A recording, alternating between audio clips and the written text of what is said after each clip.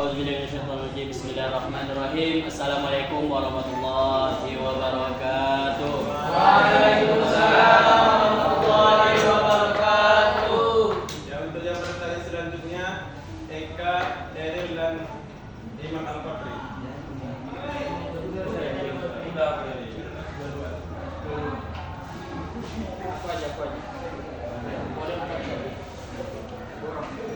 Alhamdulillahirrabbilalamin. Wassalatu wassalamu ala asyrofil anbiya'i wal mursalin wa ala alihi washabihi ajma'in. Allahumma shalli ala sayyidina Muhammad wa ala ali sayyidina Muhammad. Saya di sini akan memperjelaskan kepada teman-teman semuanya tentang perkembangan tariikh tasyrif pada masa Bani Umayyah atau pada masa dinasti Umayyah. Dinasti Umayyah di saat Khulafaur Rasyidin wafat, Muawiyah bin Abi Sufyan, seorang pemimpin dari kalangan suku Quraisy, membuat suatu bani, yaitu Bani Umayyah.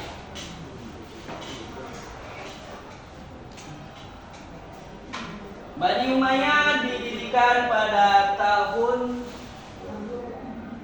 41 Hijriah hingga 132 Hijriah, atau dimasehikan menjadi 661 Masehi hingga 750 Masehi.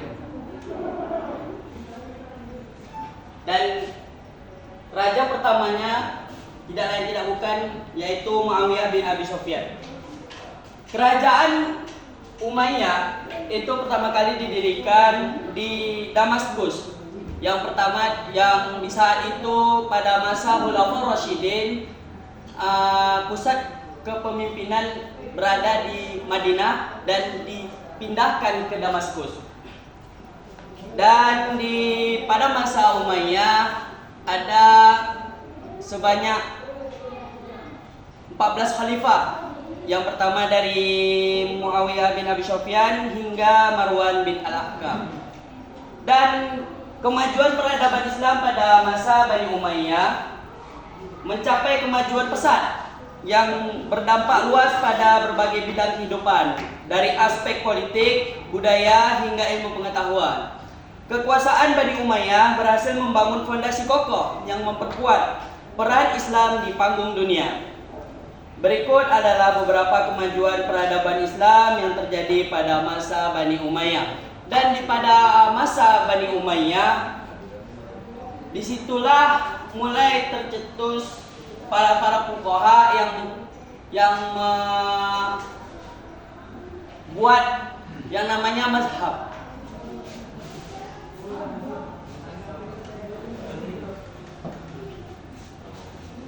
Bisa diartikan mazhab yang berarti pendapat, kepercayaan, ideologi, doktrin, ajaran, paham, aliran,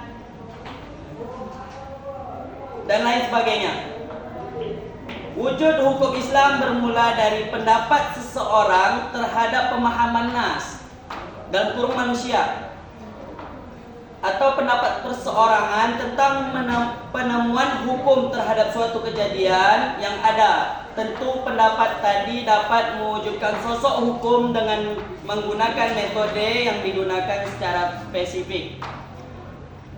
Yang kita kenal mazhab-mazhab hingga saat ini bukan pada masa Umayyah. Pada awalnya di masa Umayyah, itu mazhab pertama kita yaitu Imam Abu Hanifah. Itu sudah ada di zaman Umayyah, dan setelahnya pada masa Abbasiyah. Pada masa Umayyah, mazhab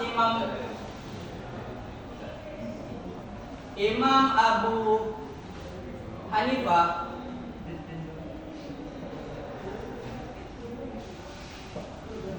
yang bertepatan di Kufah memiliki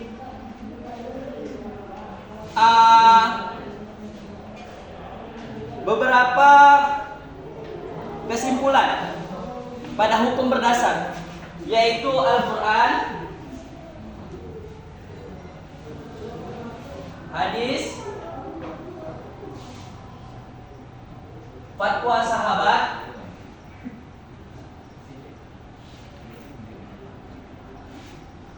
qiyas, istihsan,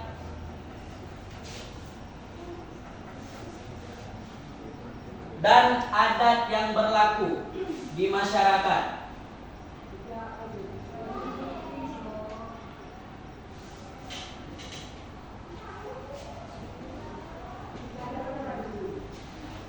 Jadi Imam Abu Hanifah memiliki 1, 2, 3, 4, 5, 6 hukum yang mendasar pada pemikiran hukum Islam. Dan pada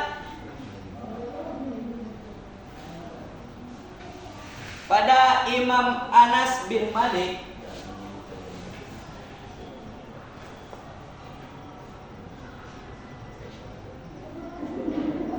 atau bisa kita sebut Imam Maliki memiliki 5 kesimpulan tentang hukum Islam yang berasal dari Al-Quran,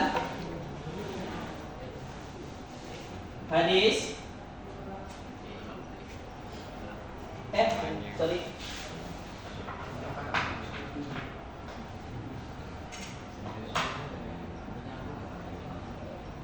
Al-Quran, Sunnah, Ijma ahli Madinah,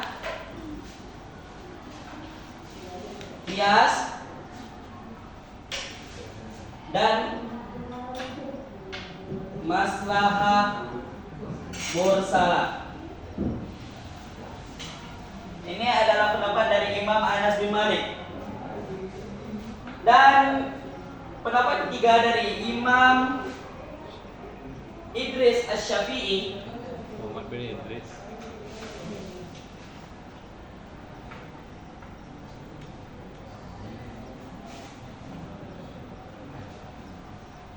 yang biasa kita panggil dengan Imam Syafi'i, memiliki 4 dasar untuk membuat hukum Islam yang berasal dari Al-Quran, hadis, ijma, qiyas. Dan sering kita dengar hingga saat ini yang dipakai di hukum Islam Indonesia. Dan selanjutnya Imam Ahmad bin Hanbal